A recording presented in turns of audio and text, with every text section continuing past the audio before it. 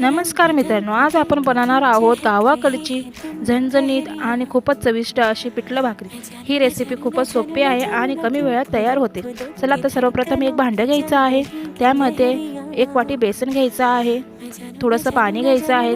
थोडं पाणी करून व्यवस्थित पेस्ट बनवून घ्यायची आहे। आपलं गाठी नाही ठेवायच्या पिठल्याच्या। व्यवस्थित मिक्स केलं का मग एक कढई ठेवायची आहे, त्यामध्ये 2 चमचे तेल टाकायचं आहे।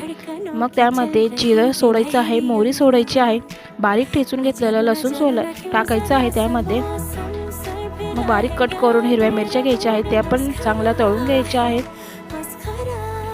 मग हळद टाकायची आहे त्यामध्ये, चांगलं व्यवस्थित शिजू द्यायचं आहे सगळा मसाला आपला।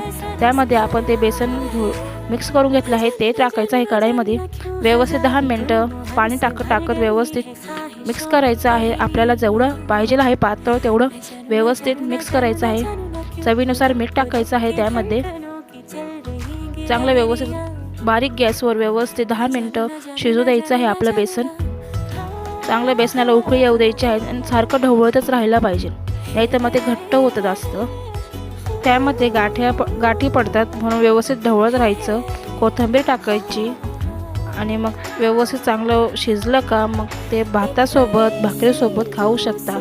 रेसिपी आवडली असेल तर लाईक आणि सबस्क्राईब करायला विसरू नका। धन्यवाद मित्र।